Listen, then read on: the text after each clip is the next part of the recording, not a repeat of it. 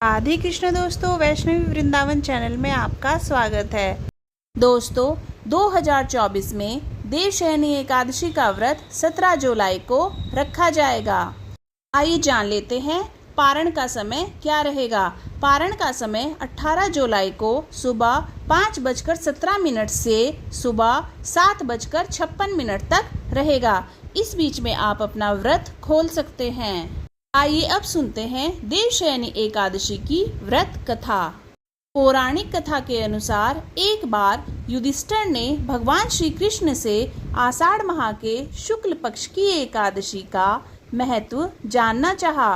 तब श्री कृष्ण ने बताया कि इस एकादशी को देवशयनी एकादशी कहते हैं। तब भगवान श्री कृष्ण ने युधिष्ठिर को एक कथा सुनाई जो ब्रह्मा जी ने नारद जी को सुनाई थी।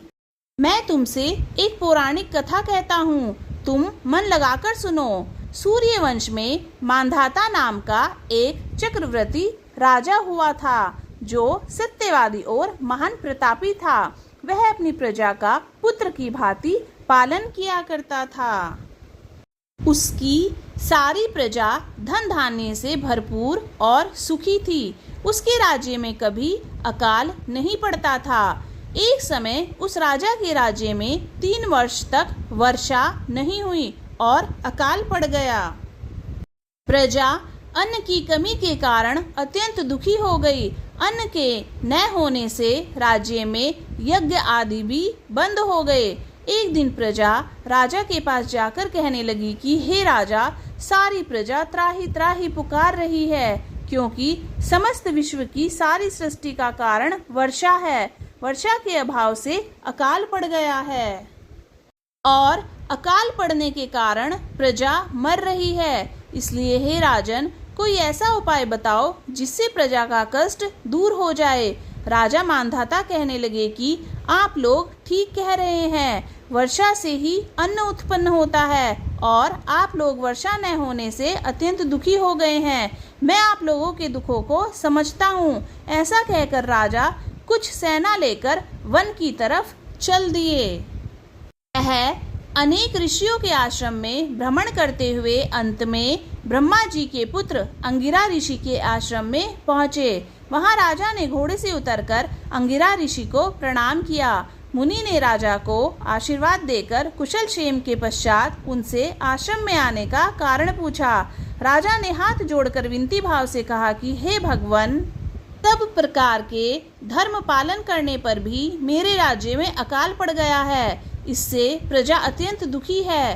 राजा के पापों के प्रभाव से ही प्रजा को कष्ट होता है।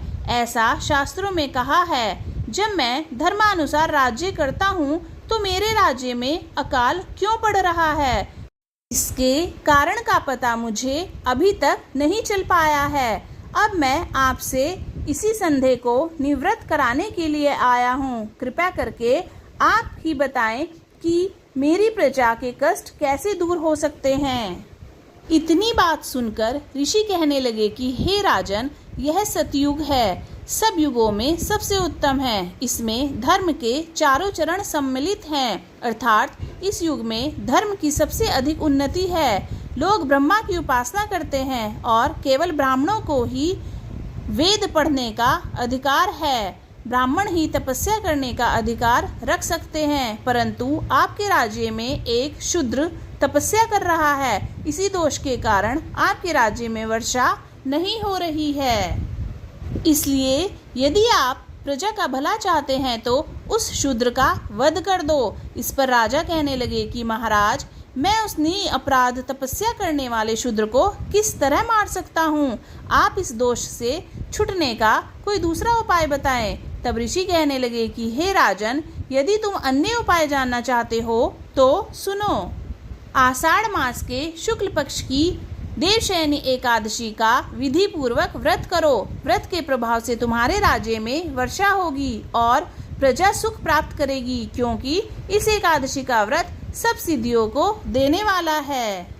इस एकादशी का व्रत तुम प्रजा और सेवक तथा मंत्रियों के सहित करो। मुनि के इस वचन को सुनकर राजा अपने नगर को वापस चले गए और उन्होंने विधि पूर्वक देवशयनी एकादशी का व्रत किया। उस व्रत के प्रभाव से वर्षा हुई और प्रजा को सुख पहुंचा। देवशयनी एकादशी का व्रत सभी मनुष्यों को करना चाहिए। यह व्रत इस लोक में भोग और परलोक में मुक्ति को देने वाला है। इस कथा को पढ़ने और सुनने से मनुष्य के समस्त पापों का नाश हो जाता है। दोस्तों, अगर आपको ये वीडियो अच्छी लगी तो वीडियो को लाइक कीजिए, चैनल को सब्सक्राइब कीजिए और कमेंट बॉक्स में राधे राधे ज़रूर लिखिए। राधे राधे।